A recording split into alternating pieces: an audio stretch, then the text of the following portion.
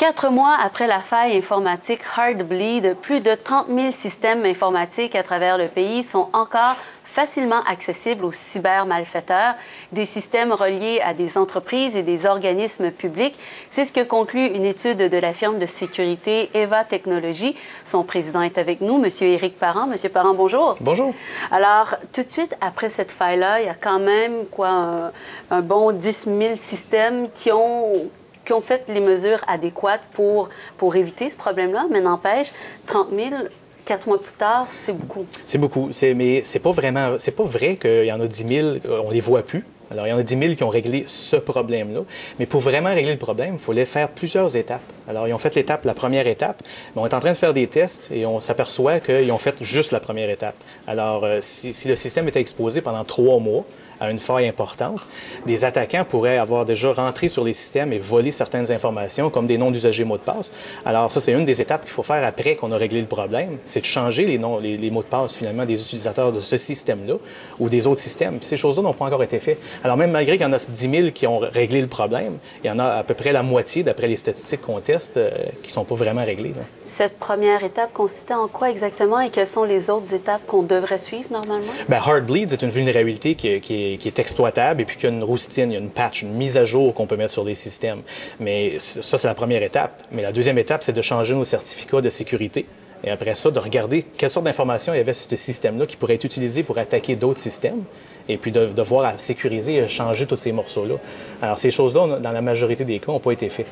J'imagine plus le système est gros, plus c'est long faire un changement, mais en temps normal, ça pourrait prendre combien de temps et est-ce que c'est coûteux?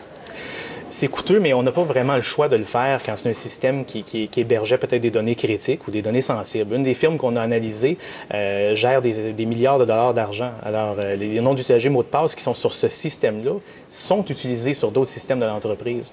Alors, ça veut dire qu'il faut les changer dans toute l'entreprise. Si on n'a pas fait cette étape-là et puis qu'on a demeuré vulnérable pendant 3 mois, il faut comprendre que quand la Heartbleed a fait les manchettes, ça faisait quand même 2 ans que cette vulnérabilité-là était là. Alors, il y avait peut-être des gens qui étaient au courant avant que ça ressorte dans les médias.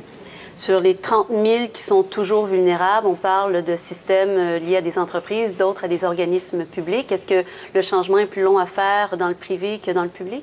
Non. Non, parce que là, à la base, régler le problème lui-même, là, sans parler de toutes les conséquences qui viennent après, c'est quelque chose qui se règle très rapidement. C'est juste une mise à jour à faire. C'est pas quelque chose de très compliqué.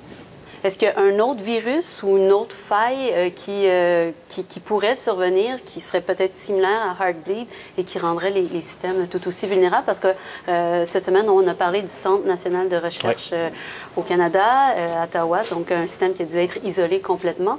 Donc, est-ce qu'il y a d'autres virus ou... Bien, c'est sûr qu'il y en a toujours. Il y en a qui font les manchettes, comme le Centre de recherche a fait les manchettes. Alors, il y a des gens qui vont mettre beaucoup d'efforts là-dessus. Ils ont quand même fait certaines erreurs fondamentales, comme dans leur communiqué de presse. Et ils nous disent clairement qu'ils ont réglé le problème. Mais dans le dernier paragraphe, ils nous indiquent qu'ils vont revoir tout leur système au complet pour avoir un nouveau système au complet, sécuritaire, et ça va prendre 1 an. Alors, on vient d'annoncer à la planète, finalement, qu'il y a peut-être d'autres problèmes et que ça va prendre 1 an pour le régler.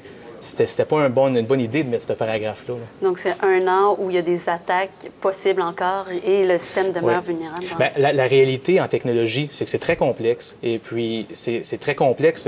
C'est pas complexe pour les gens qui connaissent ça, mais souvent, les gens en technologie, ils n'ont pas nécessairement toutes les bonnes connaissances. Alors, on peut toujours rentrer dans une entreprise. C'est juste comment difficile que ça va être, comment on va devoir investir de temps et d'argent et de ressources pour le faire. Alors, quand on sait que plusieurs choses ne sont pas correctes, comme quand on a un paragraphe comme ça, bien, ça peut nous inspirer de vouloir essayer de rentrer. Là. Éric Parent d'Eva Technologies, merci beaucoup. Bienvenue. Au revoir. Bonne journée.